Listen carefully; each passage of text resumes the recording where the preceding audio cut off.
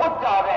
আর যারা মনে করবে যেদিকে চাই যেদিকে মানে ইসলাম হবে না, এগুলো মরা হবে না, এগুলো এগুলো বুঝি না, এটা মলানারা মসজিদে থাকবেন, মাদ্রাসায় থাকবেন, চলতে যাবেন কেন?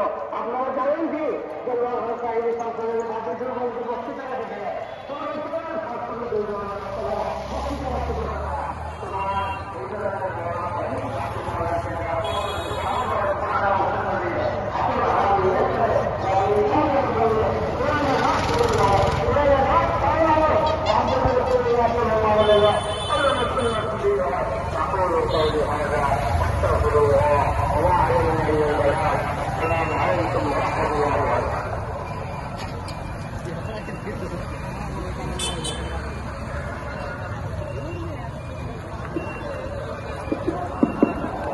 আলহামদুলিল্লাহ আমরা সবসময়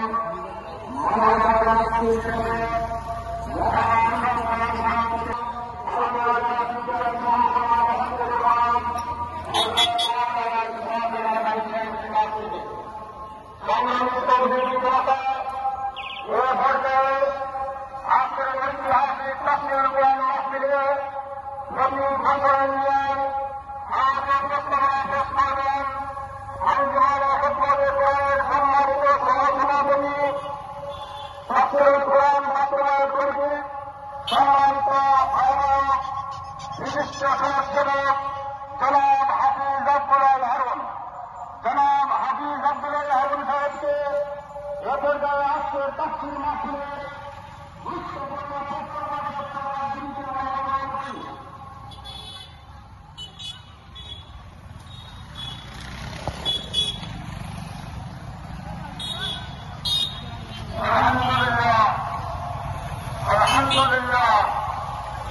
আলহামদুলিল্লাহ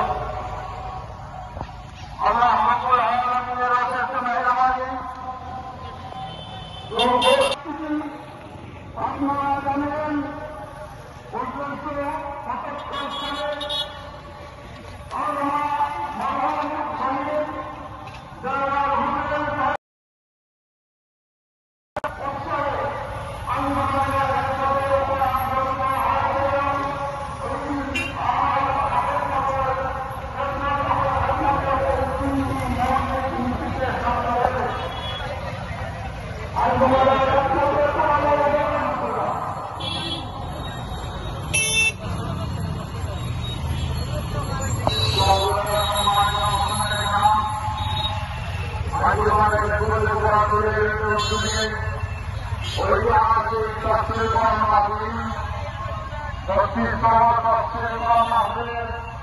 আঞ্জুমানের খিদমতে কোরআনের পক্ষ থেকে সিলেটের বাইরে থেকে যারা মেহমান আসছেন সবাইকে আমরা শুভেচ্ছা স্বাগত জানাচ্ছি। সম্মানিত উপস্থিতি, সালাতুল মাগরিবের বিরতি চলবে। এর আগে আমরা যে বিষয়গুলো আপনাদের দৃষ্টিতে নিয়ে আসতে চাই, আপনারা জানেন বিশাল বন্যার মাধ্যমে আমরা সিলেটকে সর্বস্তরের প্রশাসনের পক্ষ থেকে সহযোগিতা করি। বিশেষ করে বিআইবি, পুলিশ প্রশাসন, বাংলাদেশ সেনাবাহিনী, র্যাব, বিজিবি এবং আইন শৃঙ্খলা নিয়োজিত বিভিন্ন সংস্থার সম্মানিত সদস্যরা সার্বক্ষণিক এই প্রোগ্রামকে মনিটর করছেন, আমাদের সহযোগিতা করছেন। সিসিটিভির মাধ্যমে পুরো প্রোগ্রামটা আমরা পর্যবেক্ষণের মধ্যে রেখেছি। আপনাদের কাঙ্ক্ষিত দুইজন গুরুত্বপূর্ণ মেহমান জনাব বাংলাদেশের রাষ্ট্রের সবচেয়ে পপুলার ইসলামকে ভারতের সাথে তুলে দেওয়ার জন্য যারা চলতে আসছেন, অন্যতম শ্রেষ্ঠ দায়ী জনাব আমির হামজা, জনাব ডক্টর মিজানুর রহমান আজহারি ইতিমধ্যে আমাদের সিলেটে চলে এসেছেন। আমাদের প্রত্যাশা মাগরিবের পরে আরো গুরুত্বপূর্ণ দুই মেহমান, আরো গুরুত্বপূর্ণ দেশি বিদেশি কিছু মেহমান আপনাদের জন্য বক্তব্য রাখবেন। আমাদের আমাদের সহযোগিতা কামনা করি। আমাদের মাঝে উত্তরা মাঝে বিভিন্ন অভিযোগ আছে, কিছু সেমিনার ব্যবস্থা রাখা হয়েছে। আমরা নির্বাচন করব চাহিদা থেকে শুরু করে এলাকা পর্যন্ত মেইন রাস্তাটা আপনারা কোনো ধরনের বড় যানবাহন ছোট যানবাহন রাস্তার পাশে রাখবেন না। আমাদের মাহফিলের এই মাঠের মধ্যে মোটরসাইকেল, কার অথবা অন্য কোনো যানবাহন না ঢোকানোর জন্য আমরা বিনীত অনুরোধ করছি। আমরা বারবার বলেছি মিডিয়া, এখানে ইলেকট্রনিক্স মিডিয়া, অনলাইন মিডিয়া যারা এসেছেন, আপনাদের সার্বিক সহযোগিতা আমাদের একান্ত প্রয়োজন। আমাদের এই স্টেজের আশেপাশে বাউন্ডারির মধ্যে শুধুমাত্র আমাদের সম্মানিত মেহমানরা, মিডিয়া যারা দায়িত্বশীল ব্যক্তি আছেন এবং যারা কার্ডধারী তারাই এখানে প্রবেশ করবেন। আমাদের প্রত্যাশা হল আমাদের সম্মানিত মেহমান প্রধানমন্ত্রী ডক্টর মিজানুর রহমান আজহারী সহ যখনই আমাদের মাহফিলে আগমন করবে তখন আপনাদের এখানে আমরা শৃঙ্খলার ক্ষেত্রে সর্বোচ্চ গুরুত্ব দিয়ে যাতে আমরা ভালো একটা প্রোগ্রাম উপহার দিতে পারি, এই যে ব্যাপারে আপনাদের সহযোগিতা একান্ত প্রয়োজন।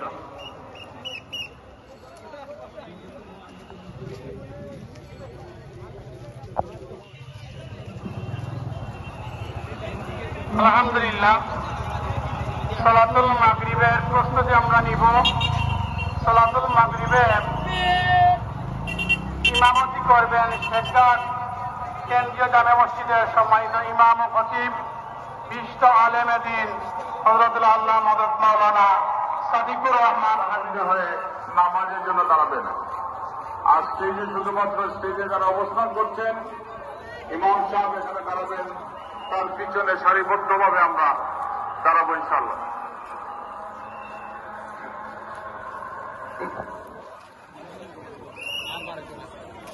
আল্লাহু আকবার,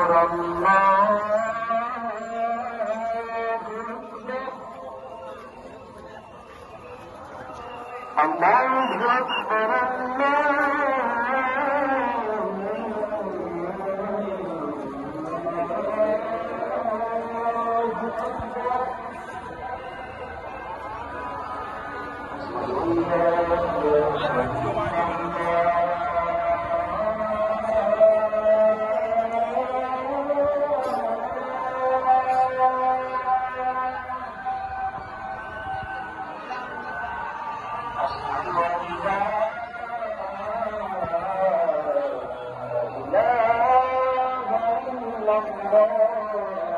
আপনার এই চমৎকার মুখনিসৃত কথা শুনে আমার হৃদয়ের মধ্যে জান্নাতি হওয়ার বাসনা জেগে উঠলো। এজন্য বলেছি বাহ বাহ, আমি যদি ওই জান্নাতে যেতে পারতাম কতই না ভালো হতো।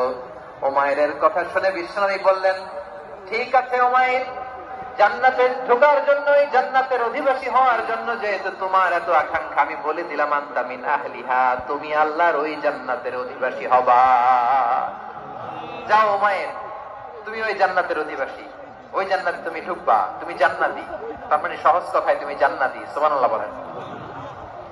যখনই বিশ্বনবী বললেন জান্নাতি, সাইয়েদনা উমর রাদিয়াল্লাহু তাআলা খেজুর খাচ্ছিলেন আর মনে মনে ভাবে, বিশ্বনবী যখন ওয়ারেন্টি দিয়েছে, বিশ্বনবী যখন গ্যারান্টি দিয়েছে আমি জান্নাতে যাব, তাহলে হাতে তো এখনো 3টা খেজুর বাকি। এই 3টা খেজুর যদি খাই তাহলে জান্নাতে ঢুকতে দেরি হয়ে যাবে। সুবহানাল্লাহ পড়েন। হাতে কয়টা খেজুর? 3টা খেজুর। বিশ্বনবী বললেন, উমাইর আনতা মিন আহলিহা, তুমি ওই জান্নাতের অধিবাসী, তুমি জান্নাতি।